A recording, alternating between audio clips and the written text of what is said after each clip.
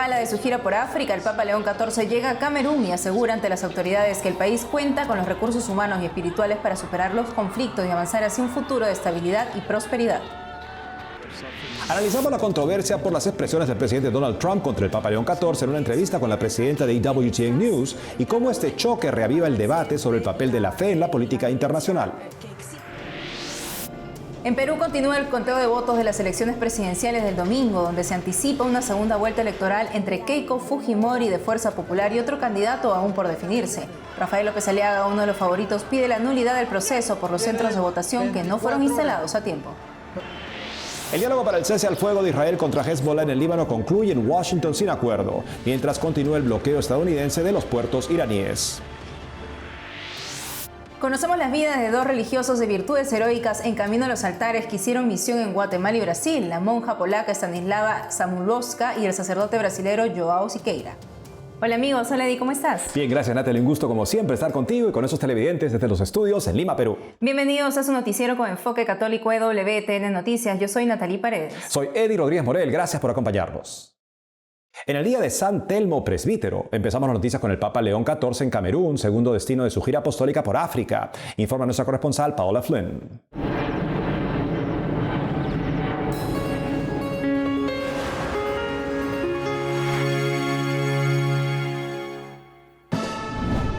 El Papa León XIV cerró su visita a Argelia con una ceremonia de despedida en la que estuvieron presentes el presidente Abdelmajid Tebboune, autoridades civiles y representantes de la iglesia local.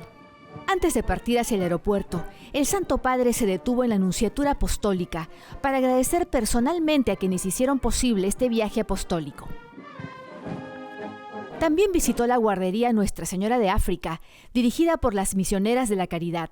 Allí fue recibido con una alegre actuación de los niños.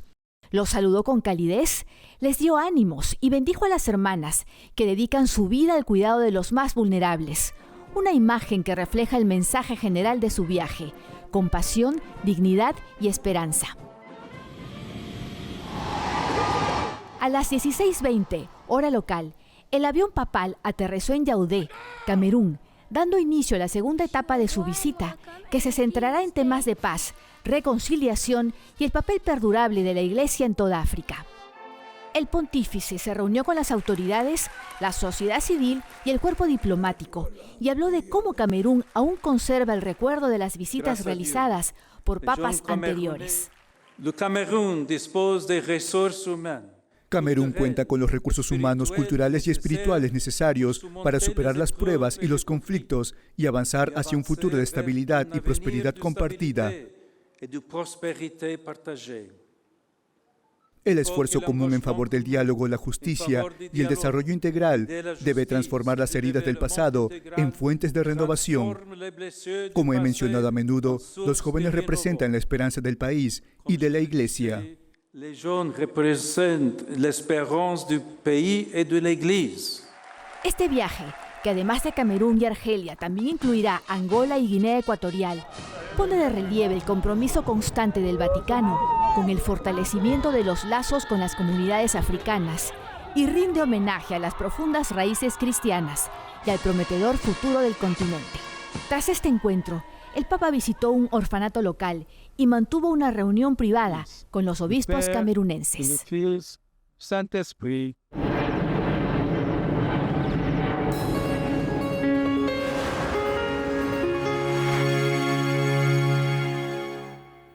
Y el presidente Trump sigue aludiendo al Papa León XIV. En una reciente publicación en sus redes dice que el Santo Padre no tiene toda la información sobre la represión en Irán y el peligro de lograr el arma nuclear. Para hablar al respecto estamos con Montse Alvarado, ella es presidenta de WTN News y nos habla desde Washington. Montse, bienvenido al programa.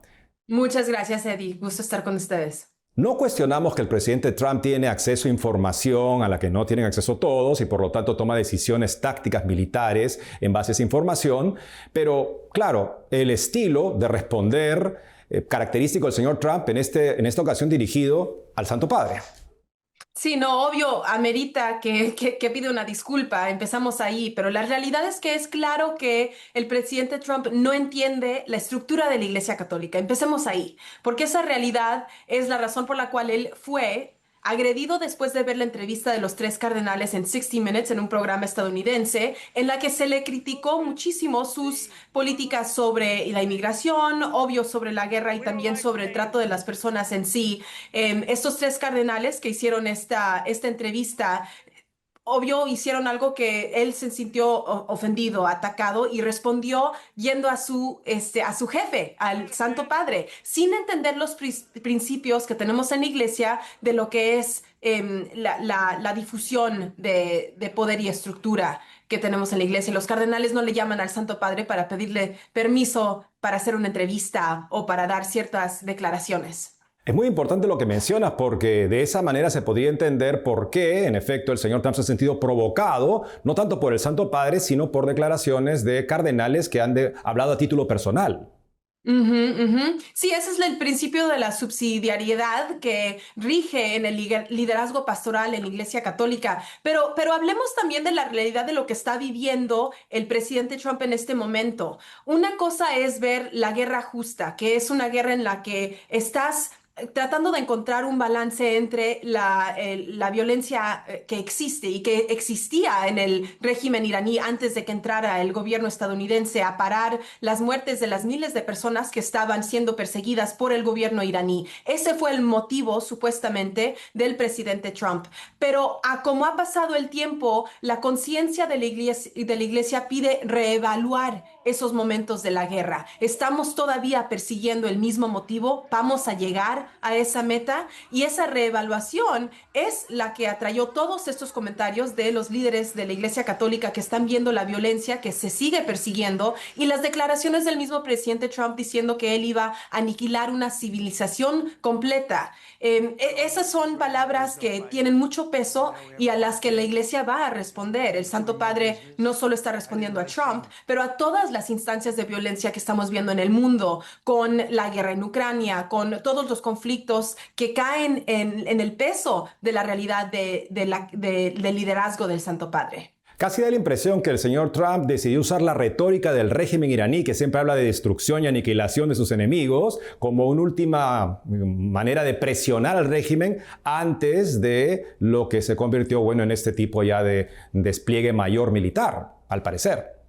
Sí, eso ciertamente. Y la realidad es que esas palabras que están usando esos regímenes que son muy públicas, aunque son mensajes que ellos se quieren dar entre ellos mismos, son mensajes públicos. Y entonces el pueblo, los feligreses y todas las personas que no son parte de la iglesia también necesitan aprender y entender, necesitan guías para saber si esos mensajes son para ellos y ellos deberían de apoyar y comportarse de esa manera o no. Y esa es la realidad en la que entra la iglesia como pastoral, explicando que aunque ellos hablen en esos extremos, utilizar ese tipo de fuerza no es algo que nosotros deberíamos estar apoyando. Y eso no es meterse y tomar un partido de un lado o de otro. Esa no es la realidad de la iglesia. Nadie está criticando los motivos que obvio habíamos dicho que son importantes, la defensa de la vida en todo momento, pero la reevaluación de la retórica también es muy importante. Es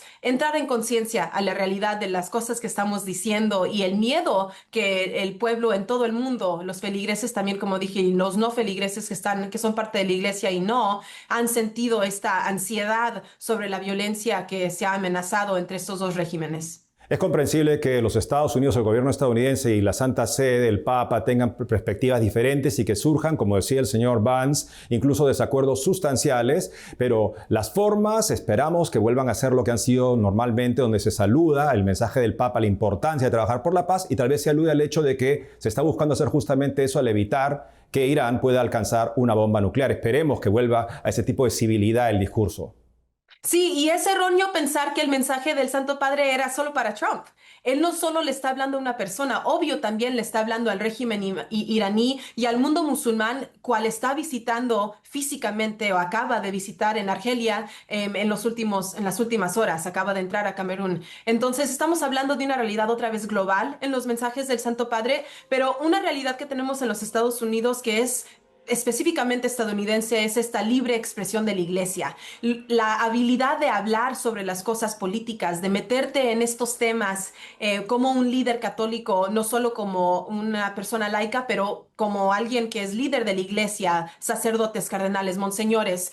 Pueden hacer eso en los Estados Unidos, que no es una realidad en todos los países y muchos de los países latinoamericanos que nosotros conocemos bien. Entonces, esa realidad que el vicepresidente también como católico y converso, él mismo no está articulando bien, porque va entre mensajes que dicen que la iglesia tiene que hablar y actuar y mensajes en los que él dice que necesita reevaluar cómo está metiéndose en la política de los Estados Unidos. La iglesia no se está metiendo en la política de los Estados Unidos y si quieren criticar específicamente a los que hicieron estas declaraciones, deberían de hablarle a los monseñores cardenales, Cupich, Chauvin y McElroy, que fueron los que dieron esas declaraciones en ese programa, no al Santo Padre. Pues es muy importante todo lo que dices, Montse, para tener perspectiva y poder evaluar correctamente esta disputa que esperamos sea superada de una manera civilizada. Muchas gracias por haber estado con nosotros el día de hoy. Un placer. Muchas gracias, Eddie.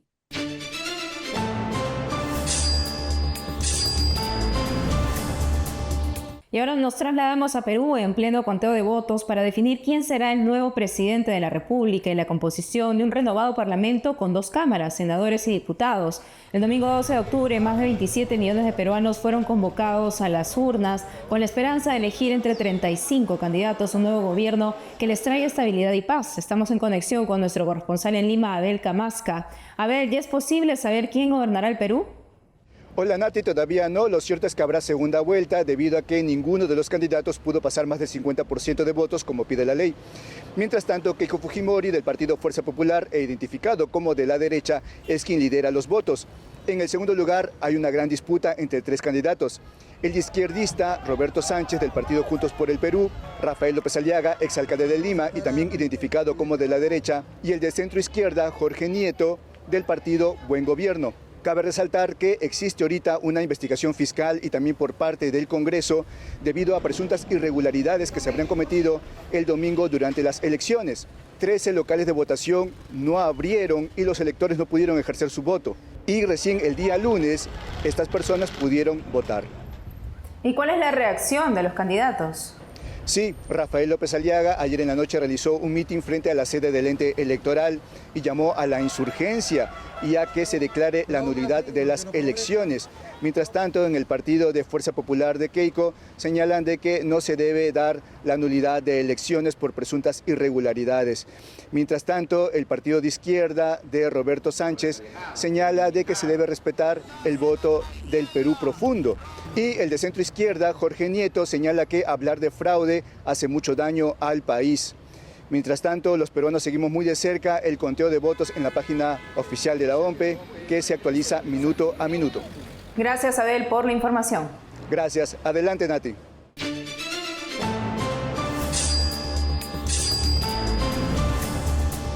Cambiamos de tema. Tras el diálogo entre Israel y Líbano este martes en Washington para poner fin a los ataques terroristas de los extremistas libaneses de Hezbollah a Israel, un comunicado del mediador estadounidense indicó que las 2 partes acordaron seguir con más negociaciones directas en otro lugar y fecha, reporta Associated Press. El embajador de Israel en Estados Unidos, Yeshiel Leiter, sostuvo que su nación y el gobierno del Líbano están unidos contra Hezbollah. Dijo que hablaron de una visión de largo plazo con una frontera claramente delineada entre los 2 países, pero no hubo más pronunciamientos sobre un cese al fuego israelí sobre el Líbano. Por su lado, el legislador de Hezbollah, Hassan Padlaya, criticó las conversaciones e instó al Líbano a que se dé un referéndum para determinar el futuro de Hezbollah en lugar de negociar su desarme. Veamos ahora cómo está el alto al fuego en otro lado del Medio Oriente entre Estados Unidos, Israel e Irán, informa EWTN News Nightly.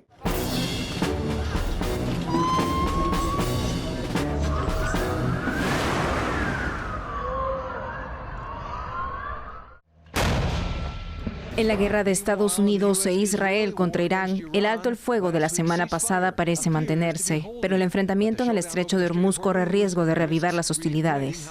El ejército de Estados Unidos declaró este lunes que ha comenzado con éxito a imponer un bloqueo de los puertos iraníes y que las fuerzas de Estados Unidos están apoyando la libertad de navegación de los buques que transitan por el estrecho de Hormuz.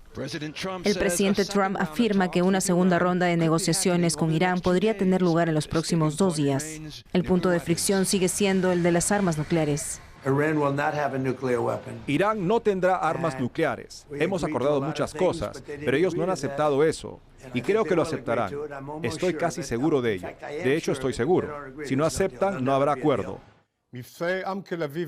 El ministro de Defensa de Israel también comentó sobre la guerra con Irán, afirmando que es importante eliminar cualquier material nuclear enriquecido del país como condición para poner fin al conflicto.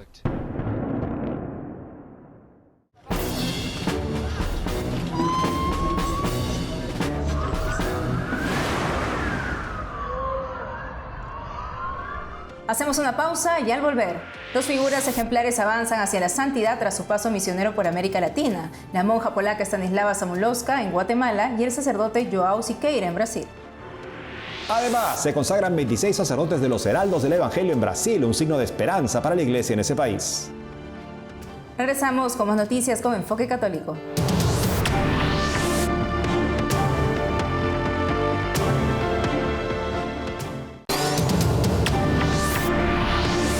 En Brasil se inicia el camino hacia los altares de un sacerdote que dedicó su vida a los más vulnerables. Su legado de servicio y caridad sigue vigente hasta hoy y continúa inspirando a nuevas generaciones. Nuestra corresponsal Natalia Queiroz nos cuenta de quién se trata. Veamos. La diócesis de Petrópolis inició en forma oficial la causa de beatificación y canonización del siervo de Dios, Padre João Francisco de Siqueira Andrade, el Padre Siqueira. La apertura de la investigación fue celebrada con una misa presidida por el obispo diocesano de Petrópolis, Monseñor Joel Portela Amado, en la Catedral San Pedro de Alcántara, el pasado 10 de abril. Para nosotros, en este año en que celebramos los 80 años de la creación de la diócesis, la apertura de la causa es gratitud y alegría, pero también una responsabilidad. Que el ejemplo del Padre Siqueira nos estimule a todos, pues él fue un hombre creativo y sensible a los problemas de su tiempo. Después de la misa, fue instalado el Tribunal Diocesano, encargado de conducir la fase local del proceso.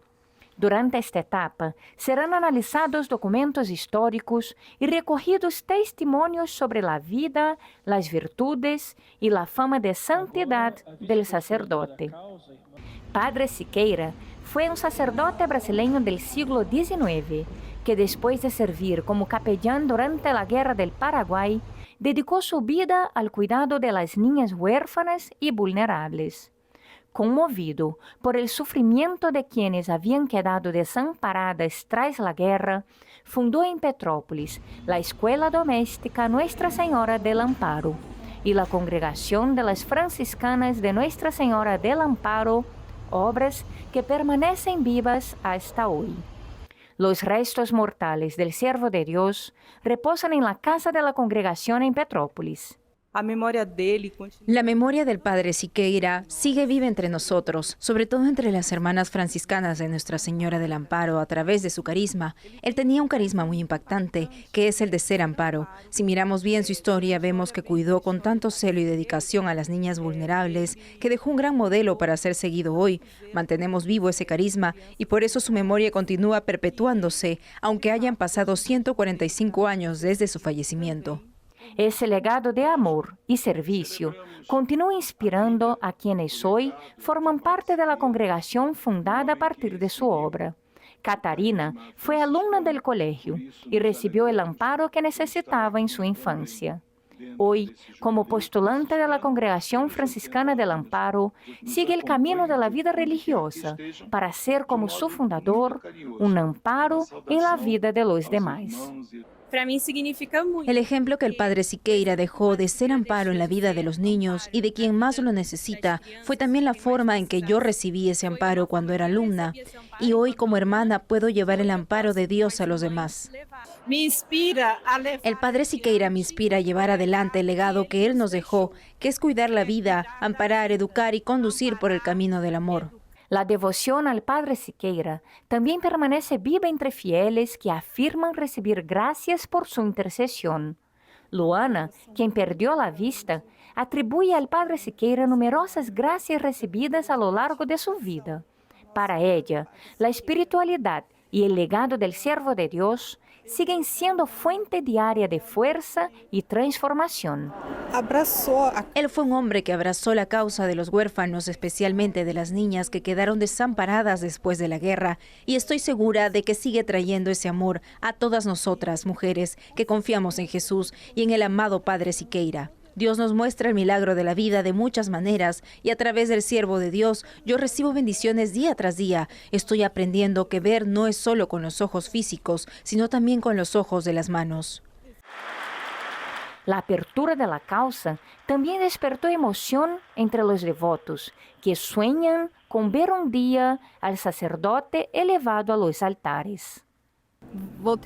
Voy a intentar con todo mi corazón pintar un cuadro en homenaje al Padre Siqueira y si Dios quiere, y lo vamos a lograr, llevaré esa imagen al Vaticano el día de su beatificación. Por estes pasillos de la casa de la Congregación Franciscana Nuestra Señora del Amparo, caminó el siervo de Dios, Padre Siqueira. Ahora, con la apertura del inquérito y la instalación del Tribunal Diocesano, avanza la causa de beatificación y canonización del siervo de Dios. En Petrópolis, Natalia Queiroz, EWTN Noticias. El Papa ha aprobado recientemente los decretos que reconocen las virtudes heroicas de la sierva de Dios Stanislava Samołowska, religiosa de las hijas de San Vicente de Paúl, un paso importante en su camino hacia los altares. Para conocer más sobre su vida, testimonio y legado espiritual, conversaremos con Sor Jacqueline Félix, hija de la Caridad de San Vicente de Paúl, quien nos acompaña hoy en el set. Hermana, bienvenida a EWTN Noticias. Muchas gracias, Nati. Muy contenta de compartir este momento contigo. Hermana Jacqueline, coméntenos un poco quién fue Stanislava Samołowska. Muy bien. Bueno, Sor Stanislava es una hermana nuestra, hija de la Caridad de San Vicente de Paúl, nacida en Polonia, específicamente el 21 de enero de 1865. Ella es una hermana que tuvo la gracia de ver a la Santísima Virgen las apariciones de Rzeszów en Polonia cuando tenía 12 años. Ingresa luego a nuestra comunidad, ingresa a la compañía de las hijas de la Caridad de San Vicente de Paúl a los 19 años de edad. Desde allí vive toda una vida entregada a Dios en nuestra compañía, al servicio de los pobres. El nombre de pila es Bárbara, Bárbara Samołowska, pero cuando ingresa a la comunidad toma el nombre de Sor Stanislava. Y hermana, ella estuvo también un tiempo en Guatemala, que justamente fue ahí donde trabajó también bastante con los pobres. ¿Cómo fue esa vida? ¿Qué virtudes llevaba? En realidad, la vida de Sor Stanislava se mira, estuvo un tiempo en París, el tiempo de formación. Luego pasó 54 años de su vida específicamente en una misión en Guatemala. Al cuidado de los enfermos, estuvo al servicio de formación en las hermanas, en el seminario, estuvo de dirección de los hospitales en los cuales ha trabajado, donde vivió una vida plena al servicio de los pobres, una vida de silencio, de oración, de encuentro con los más pequeños, de cercanía con mis hermanas, con nuestras hermanas allí, y de mucha capacidad de organización, con mucha capacidad de poder transmitir a las otras personas el carisma para poder servir a los más pobres. ¿Cómo cree que la sierva de Dios Stanislava también sea ejemplo, o qué virtudes de ella podemos tomar nosotros como laicos también como ejemplo para poder caminar hacia el Señor? Creo que conocerla es de mucho compromiso y siento que nos enseña que la santidad es posible hoy, y su vida desde el silencio, desde la oración, desde aquello que ella aprendió y cultivó desde muy pequeña, que era el rezo del rosario, y que la Virgen lo recalcó y lo pidió en las apariciones que ella tuvo la gracia de recibir, es que sea firme, que rece en el rosario constantemente por la paz que tanto necesitaba Polonia en aquel entonces, y sobre todo, Nati, ese gran amor a la Eucaristía. Ella tenía una profunda devoción a la Eucaristía, participaba de la misa, y entre los escritos que leía, decía que solo su vida, solo su presencia daba mucha paz, inspiraba mucha piedad, daba mucho de lo que tenía Dios.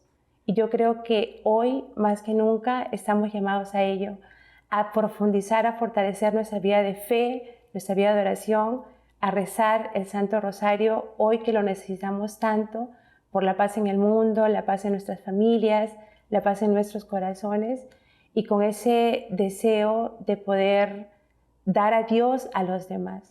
Esencial, hermana, lo que nos menciona también. Y lo vemos como ejemplo en una sierva de Dios, Estanislava. ¿Y qué significa que ahora el Papa ya ha decretado, ¿no? y aprobado las virtudes heroicas de Estanislava? Así es. Yo creo que eso ha sido un proceso que tiene un tiempo. Primero ha sido reconocida, ¿no? Nuestra hermana muere en olor de santidad. Todo ha sido un proceso y ha sido reconocido. El Papa nos ha dado ese regalo el 23 de marzo, ahorita, hace poquito.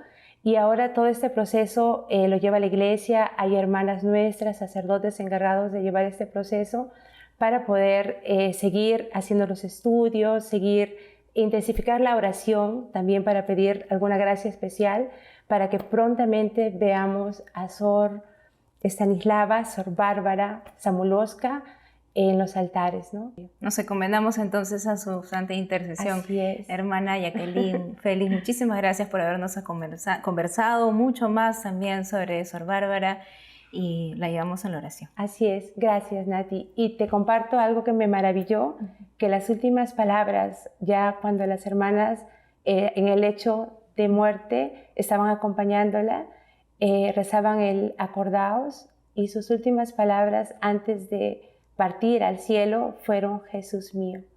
Que también sean unas palabras nuestras en cada momento para tener al Señor muy cerca de nosotros e intentar compartirlo por todas partes. Así sea, hermana. Atesoramos esas palabras. Que Dios la bendiga. Muchas gracias Amén, por la entrevista. que Dios te bendiga también. Gracias. Y seguimos en Brasil, donde 26 nuevos sacerdotes de los Heraldos del Evangelio se ordenaron el 12 de abril, sus primeras ordenaciones tras varios años de restricción. En la víspera también se consagraron 31 diáconos. En 2017 el Papa Francisco ordenó una investigación a los heraldos sobre su estilo de gobierno, formación y manejo de recursos. 7 años después, durante la octava de Pascua, la institución retoma las ordenaciones en un acontecimiento que consideran un momento de gracia y esperanza para la Iglesia Católica. Los Heraldos del Evangelio, fundados en 1999 y con reconocimiento pontificio por el Papa San Juan Pablo II en 2001, son una asociación internacional de fieles de derecho pontificio dentro de la Iglesia Católica. Nos despedimos repasando los momentos más emocionantes de la visita del Papa León XIV en Camerún. El jueves realiza un encuentro por la paz en la ciudad de Bamenda. Hasta mañana.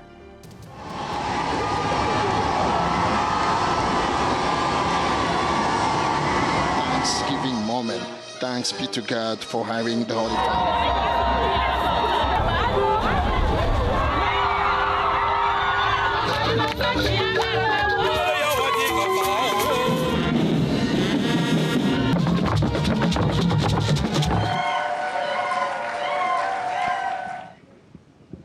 Son Excellence, Monsieur le Président de la République.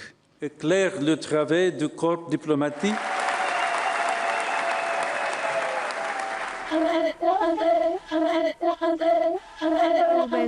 Estamos unidos y admitidos a veces la abandon de l'esprit. Nous pouvons dire avec confiance la prière que nous avons.